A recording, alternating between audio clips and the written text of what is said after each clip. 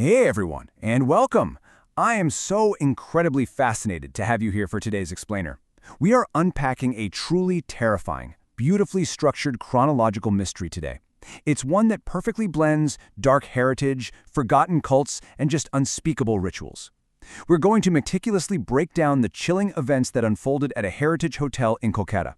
We'll trace the steps of a horrific discovery, uncover the lore of a secret society, and then see how the whole shebang connects to our broader cultural fascination with ritualistic true crime and psychological thrillers. Make sure you're paying really close attention to the timeline today, because the way this nightmare escalates is both utterly fascinating and absolutely brutal. Let's get right into it. Okay, let's dive into this. Picture this. You walk into a supposedly empty hotel room, and you are immediately greeted by the gruesome visual that inspired this quote. A body, swaying slightly in the air, dripping blood onto the floorboards, rocking back and forth like an incomplete pendulum. It is a deeply, deeply unsettling image, right? And it happens to be the exact catalyst for the horrific chain of events we're mapping out today. Let's look at exactly how our protagonist found herself in this nightmare. Section 1. The Honeymoon Suite Mystery. So our story begins with a 26-year-old housekeeping staff member named Rupa. She had just taken a new job at this prestigious, very old hotel in Kolkata called the Royal Crescent. To really understand her experience, you kind of have to picture the architecture of her new workplace. I mean, we're talking about long, dark, echoing corridors, creaking old wooden stairs, and towering walls lined with these massive, eerie vintage paintings. It's the kind of British-era atmosphere that naturally plays tricks on your mind, setting a really heavy, suspenseful mood right from the start. The inciting incident actually occurs during one of Rupa's late-night shifts.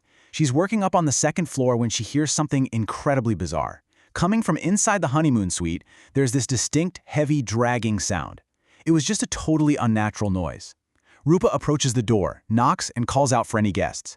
But there's no response. Now here is the critical piece of data. According to the hotel records, that honeymoon suite was completely empty. There were literally no registered guests. Using her master key card, she swipes the lock, takes a breath, and steps inside. And this brilliantly illustrates the sheer, calculated horror of what she found in the center of that bedroom. The victim was bound by their hands and feet, tied tight to the four corners of the bed. The body was hoisted up and suspended in midair. But the absolute most horrifying detail? The head was completely severed from just below the neck, missing entirely, with blood actively dripping down onto the floor. It was this highly calculated, ritualistic display. Naturally, Rupa screams, flees into the corridor, alerts the entire staff, and the police are immediately summoned to the scene. Section 2. Terrifying Nights and Shadows. So, while police begin their investigation into this seemingly impossible, headless murder, Rupa's psychological state just completely deteriorates. And the very night after the discovery, the escalation begins. Rupa is asleep in her staff quarters. Suddenly, at exactly 3 a.m., her eyes snap open. She hears a sound out in her own corridor. It's that exact same heavy, dragging noise she heard outside the honeymoon suite. She tries to ignore it, probably hoping it's just her traumatized mind playing tricks on her, you know? But the sound slowly approaches her room and stops right outside her door. Then, 3 loud, deliberate knocks strike the wood. Her throat goes completely dry. She is literally frozen in terror. I want you to imagine the pure, unfiltered dread she must have felt in this moment. Gathering every ounce of courage she has, Rupa slowly creeps toward the door and looks down through the small gap at the bottom. What on earth do you think was waiting for her on the other side? Through the gap, she sees a pair of human feet standing just outside her door. But horrifically, the feet are facing backwards. It's as if the entity standing there has its entire body contorted, looking away from her door while standing right at it. She tries to scream, but no sound comes out. After a few agonizing moments, the backward feet slowly drag themselves away, disappearing into the dark corridor. When Rupa desperately reports this to the hotel management the next morning, they dismiss her completely. They just chalk it up to a severe stress response and shock from the murder. But the data she uncovers next proves this is absolutely no hallucination. Section 3. Arpan and the Secret Society. Now, what's really interesting about this is how the narrative transitions from a ghost story into a deep, structured cult mystery. Just 2 days later, while cleaning an old storage room, Rupa uncovers a very old wooden box. The box itself is covered in terrifying iconography. There's a symbol of a circle with an eye inside, surrounded by handprints. Inside, she finds these incredibly old black and white photographs, and one photo makes her blood run cold. It shows a group of men in dark clothing wearing strange masks. Suspended in the air in the middle of them is a woman with her hands and feet bound, and she has no head.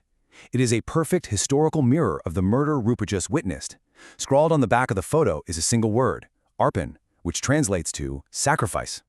Rupa immediately hands this evidence over to the police, which leads them to a stunning historical timeline hidden right beneath the hotel. The police uncover a sealed British-era basement that hadn't been opened since 1941. When they break the door down, they find the walls covered in those same symbols, a stone altar in the center, and human bones scattered around, some dating back 70 to 80 years. More importantly, they find an old diary. This diary reveals that back in 1931, a secret society of wealthy, powerful men was formed to conduct human sacrifices, a ritual they called Arpan.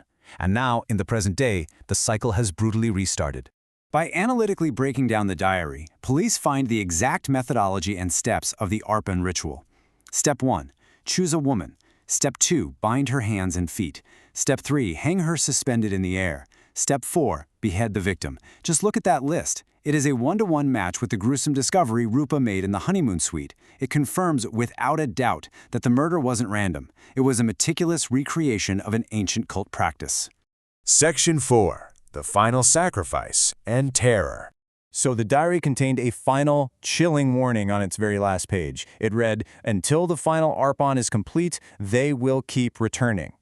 Realizing the ritual is actively happening around her, Rupa decides she has to flee the hotel immediately come morning. But the cult doesn't wait. That very night, heading back to her room, Rupa feels a sinister presence walking with her in the long corridor. She turns, sees nothing, and rushes to open her bedroom door. But waiting for her inside her own room are 5 figures. They are dressed in the exact same dark clothes and black masks from that 1931 photograph, and horrifyingly, each of them is holding a rotting, severed head of a woman.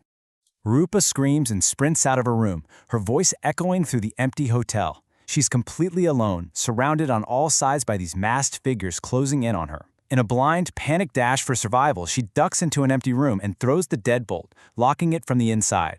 She pulls out her phone, frantically dials the police, and begs for immediate help. They tell her they are on the way, but as she hangs up the phone, a sickening realization washes over her.